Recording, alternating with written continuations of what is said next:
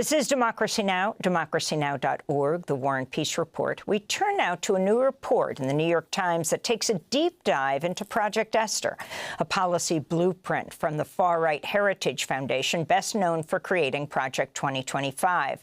Project Esther was launched October 7, 2024, and lays out plans for surveilling, silencing, and punishing pro-Palestinian activists, including deporting non-U.S. citizens. New York Times investigative reporter Katie J.M. Baker spoke to the people behind Project Esther for her new piece. The group behind Project 2025 has a plan to crush the pro-Palestinian movement.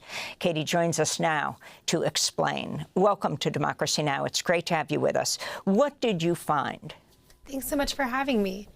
Yeah, so I found that the architects behind Project Esther said that it's no coincidence that what we're seeing in terms of actions taken against universities and pro-Palestinian protesters on a federal, state, and local level is happening months after they released their report. So the Forward had originally talked about this kind of white paper of the Heritage Foundation, but you went much further. You named names and talked to people behind Project Esther. Tell us who they are. Yeah, so the woman overseeing Project Esther is Victoria Coates.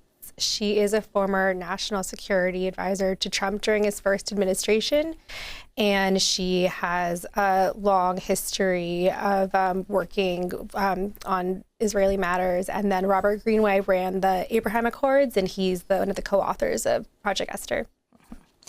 And if you can talk about what exactly their plans are, and how many Jewish groups are involved in shaping Project Esther, as they talk about, as the leaders of Project Esther talk about combating anti-Semitism?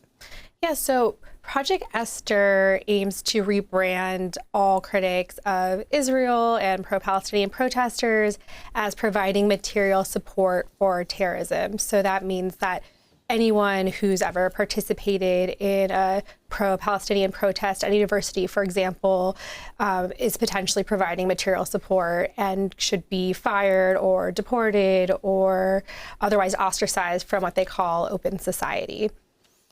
And there's not very many Jewish groups involved in this project. There are a few, but the task force that inspired Project Esther was primarily Christian and right-wing organizations. Can you talk about the role of Christian Zionists?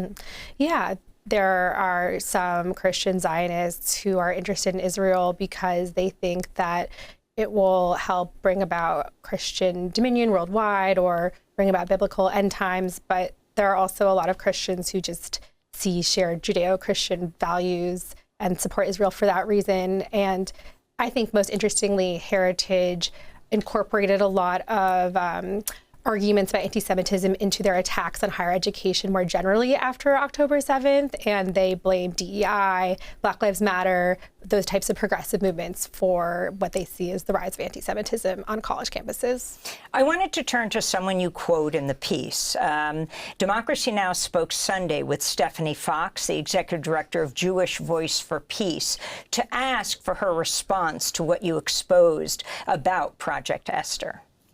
You know, Project Esther was created by the ultra-conservative white Christian nationalists and should be understood as an addendum to Project 2025, which is the Heritage Foundation's plan to remake the U.S. in an ultra-conservative image. It has absolutely nothing to do with Jewish safety, and it is intended solely to destroy the Palestinian liberation movement using tools that can then be used against all communities and movements and democracy itself. We can see clearly that Project Esther sets out a path for the Trump administration to sharpen those legal regimes that will best advance MAGA goals. So, for example, the targeting of international students like Mahmoud Khalil for abduction and deportation because of their political views is a terrifying attempt to expand already unjust counterterrorism and immigration laws against Palestinian rights movement, immigrant communities, and civil liberties writ large. The Trump administration and groups like the Heritage Foundation think that if they target the groups they believe to be most vulnerable, so Palestinians, anybody who will defend Palestinian human rights, immigrants, trans people, then nobody will stand up and fight back. But this country's fascist turn is not inevitable. If a united coalition can beat back these attacks now, we can destroy the momentum of Trump's broader agenda. And we understand that what justifies that agenda is the same thing justifying US-backed Israeli genocide and ethnic cleansing of Palestinians. We see the twin evils of the cynical use of false accusations of anti-Semitism that ensure the Israeli government can't be held accountable, and also the pervasive and constant racism and dehumanization against Palestinians.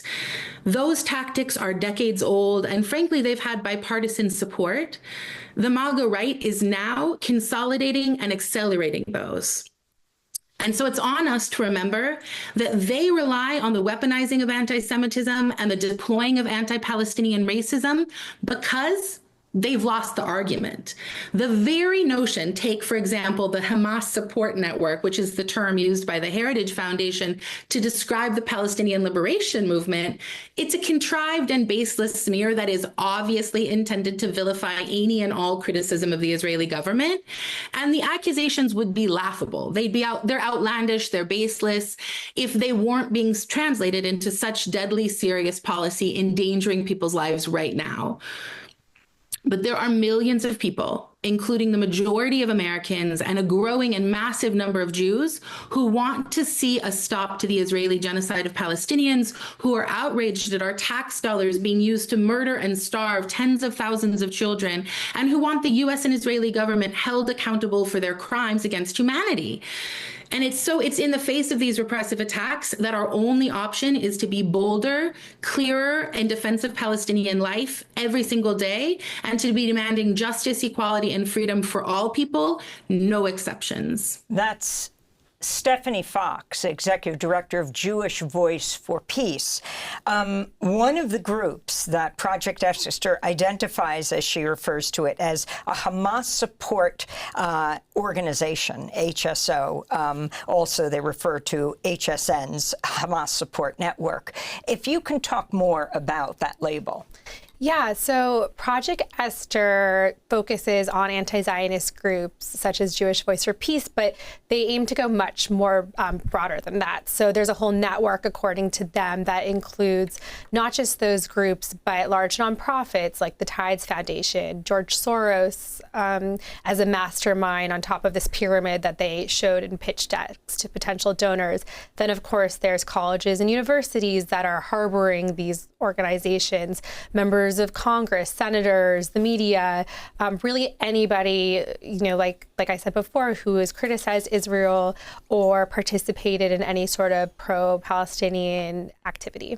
How has the Trump administration begun to fulfill some of the objectives outlined by the Heritage Foundation's Project Esther?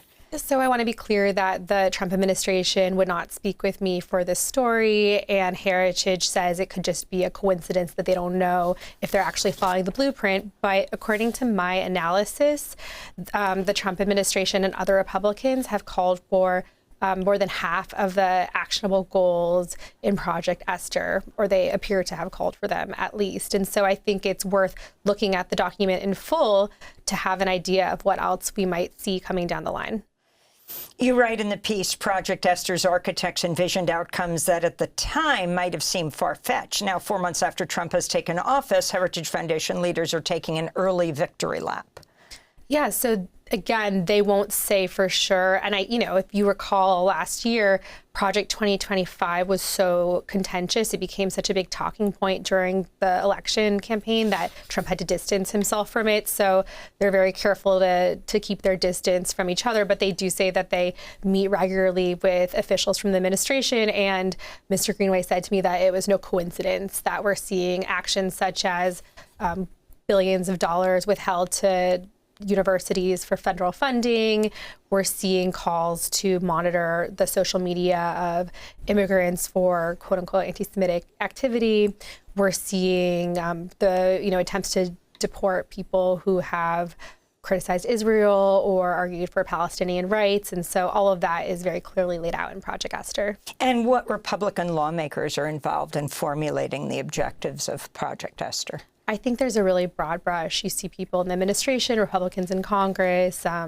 It's really hard to just pick one or two because it's really widespread. Well, I want to thank you for being with us. The response of Project Esther to your report, the Heritage Foundation people behind it? I haven't heard from them, but I think they're very explicit that this is what they're doing. They hadn't commented publicly before this, and I really had to bug them for a while to get them to comment. But this is all laid out online, and it has been for months.